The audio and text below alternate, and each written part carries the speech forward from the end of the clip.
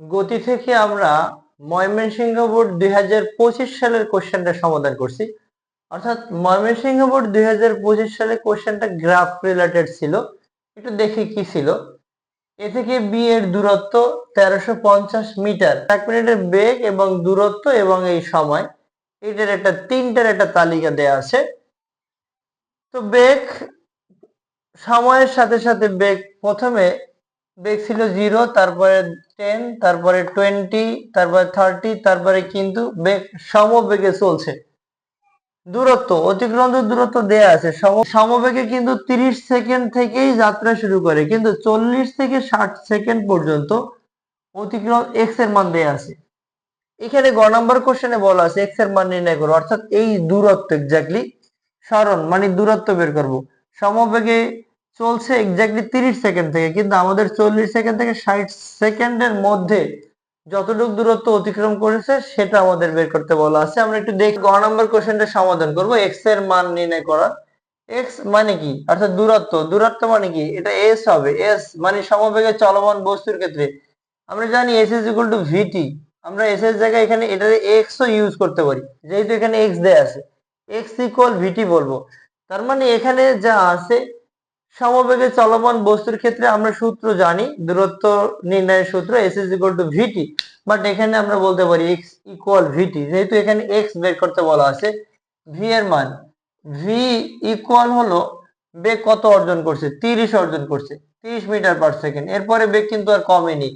এরপরে সময় টাইম টি, টি কত হলো 60 সেকেন্ড থেকে আমরা এই 40 সেকেন্ড বাদ দিব, তাহলে হবে 20 সেকেন্ড। 20 সেকেন্ড। তাহলে ফাইনালি এক্স ইকুয়াল, আমরা যদিও জানি এস ইজ ইকুয়াল টু ভিটি, এইবারে আমরা বলবো এক্স ইকুয়াল ভিটি। তো finally x is equal two V এবং টি এর মানটা বসাই দেব। ভি এর মান হলো 30, টি এর মান হলো 20। 30 20 গুণ করলে হবে 600 মিটার। অর্থাৎ এক্স এর ভ্যালু বা এক্স এর মান হবে 600 মিটার। 600 মিটার দূরত্ব আছে। গড় ত্বরণ 0.75 মিটার পার সেকেন্ড হলে উল্লেখিত সময় গাড়িটি কি এ থেকে বি তে পৌঁছাতে পারবে, অর্থাৎ 1350 মিটার দূরত্ব কি অতিক্রম করতে পারবে, সেটা একটু আমরা দেখব। অতিক্রম করতে পারবে কিনা, যেহেতু এখানে দূরত্ব আছে, ত্বরণ আছে, তাহলে আমরা এটাকে কম্পেয়ার করব সময়ের মাধ্যমে। এই সময় কার সাথে তুলনা করব, সময় তুলনা করব 1 মিনিট এই সময়ের সাথে। অর্থাৎ এখানে টোটালি সময় দেয়া আছে 60 সেকেন্ড। 60 সেকেন্ড মানে 1 মিনিট। এইবারে আমরা একটু দেখি ঘ নাম্বার কোশ্চেনটা সমাধান করার জন্য আমাদের কি লাগে। ঘ নাম্বারের জন্য আমাদের দূরত্ব দেয়া আছে, এস এর মান দেয়া আছে 1350 মিটার, এবং টাইম আমরা কম্পেয়ার করব যে আমাদের এই 60 সেকেন্ডের মধ্যে পৌঁছাতে পারে কিনা। এবং ত্বরণ দেয়া আছে, এ এর ভ্যালু দেয়া আছে, এ দেয়া আছে 0.75 মিটার পার সেকেন্ড স্কয়ার। যেহেতু এখানে গড় ত্বরণ মানে সুষম ত্বরণ বলা যায়, প্রত্যেকটা ক্ষেত্রেই ত্বরণ এই অপরিবর্তনীয় 0.75 আকারে। তো সূত্রটা হলো s equal ut plus half of a, এটাকে আমরা s is equal to UT plus half of এটি স্কয়ার। এখানে আমরা আদি বেগ জানি, আদি বেগ হলো 0 মিটার পার সেকেন্ড, এবং সূত্র S is equal to UT plus half of এটি স্কয়ার। এখানে টি ওয়ান বলবো আমরা। এস এর মান হলো 1350, 0 ইন্টু টি মানে 0 হবে, হাফ এর মান হলো 0.75 ইন্টু টি ওয়ান স্কয়ার। এটাকে আমরা যদি গুণ করে দেই তাহলে কত আসে, রাইট সাইডে 0.75 টি ওয়ান স্কয়ার গুণ করলে 0, 5 2 10 10 শূন্য, 3 2 6 1 7, 2 1 2, অর্থাৎ 1350 2 দিয়ে গুণ করলে 2700 হবে।